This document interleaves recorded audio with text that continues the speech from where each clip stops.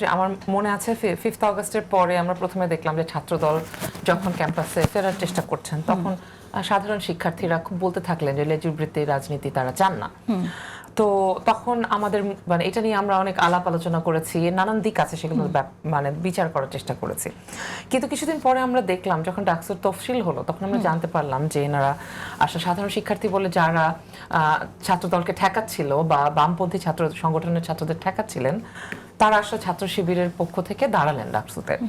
তারপরে ডাকসুতে দাঁড়ানোর পরে বিভিন্ন জিনিস বের হতে থাকলো। আমরা দেখলাম এনারা নাকি এক্স ছাত্রলীগ, তারপরে দেখলাম ওনারা একসময় ডাকসুতে জিতেও গেলেন, যে ইলেকশনের উদাহরণ আপনি বলছিলেন।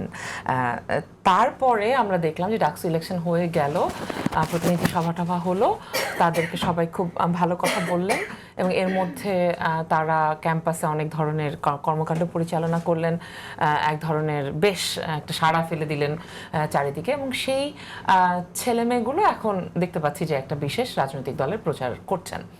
কিন্তু এদিকে আমাদের বিশ্ববিদ্যালয় বন্ধ থাকার কারণে এবং এই বন্ধ নিয়ে যে পুরো কাহিনীটা কাণ্ডটা হলো তার মধ্যে কোনো গণতান্ত্রিকতা খুব একটা আমরা দেখছি না। আমাদের মনে হচ্ছে যে যেই প্রসেসের মধ্যে দিয়ে হওয়া দরকার ছিল তার একটা মেজর অংশ হচ্ছে শিক্ষক সমিতি, যেটা কাজ করছে না বহু এই এত বছর 1-1.5 বছরে কাজ করেনি। তাছাড়া আরো যে শিক্ষকদের যে জায়গাগুলো আছে সেখানে খুব একটা আলাপ আলোচনা হয়নি। এমনকি আমি রিসেন্টলি যেটা ঘটলো আমাদের গত সপ্তাহে সেটা হচ্ছে আমাদের 8th সেমেস্টার ফাইনাল পরীক্ষা। এবং 8th সেমেস্টার ফাইনাল পরীক্ষাটা খুব ইম্পর্টেন্ট কারণ এটা টার্মিনাল, এটা দিয়ে তারা বিসিএস এ বসতে পারে, শুধু পরীক্ষার রুটিন হলেই তারা বসতে পারে। তো এটা কিন্তু বিশাল চাপ থাকে আমাদের উপর। আর আমরা যারা বড় বিভাগ 200-র উপরে ছাত্র, তার মানে আমাদের 7th সেমেস্টার রেজাল্ট দিয়ে 8th সেমেস্টার পরীক্ষা নেওয়ার ঘোষণা করতে হয়। মানে প্রবল চাপের মধ্যে আমরা রেজাল্ট তৈরি করলাম, দিয়েই বললাম যে এই যে রুটিন, কারণ ছাত্রদের প্রচন্ড চাপ ছিল আমাদের উপর।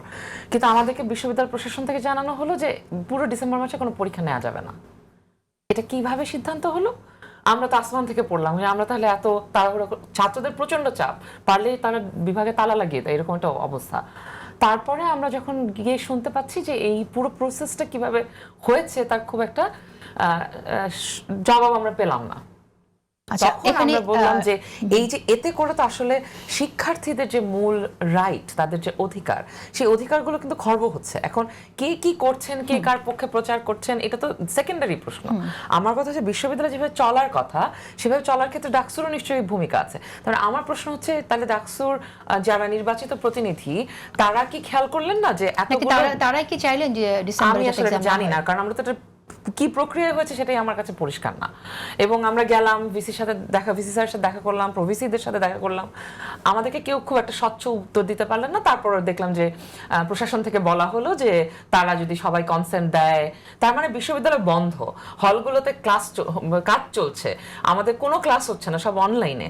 এর মধ্যে পরীক্ষা হলে আমাদের দায়িত্বে আমাদের ওদেরকে নিয়ে এসে পরীক্ষা দিয়ে আবার ফেরত দিতে হবে। ওরা ওদের নিজ দায়িত্বে আসবে যাবে করবে, এভাবে তো পরীক্ষা নেওয়া সম্ভব না। এটা তো খুব ওদের মানে মূলত শিক্ষার্থীদের যে দাবি, তাদের যে রাইট, অধিকার, এটার সাথে সাংঘর্ষিক। এবং এইগুলোর ব্যাপারে আমি ডাকসুর খুব কোনো প্রপার পজিশন দেখিনি গত 2-3 সপ্তাহে। কারণ এ নিয়ে এই ছুটি হবে না, ছুটি হয়ে গেল, তারপর ছুটিটা শীতের ছুটির সাথে জোড়া লাগিয়ে দেয়া, বা 28শে ডিসেম্বর পর্যন্ত কোনো কিছু হবে না, এই পুরো প্রক্রিয়াটার মধ্যে ডাকসুর ভূমিকাটা কি?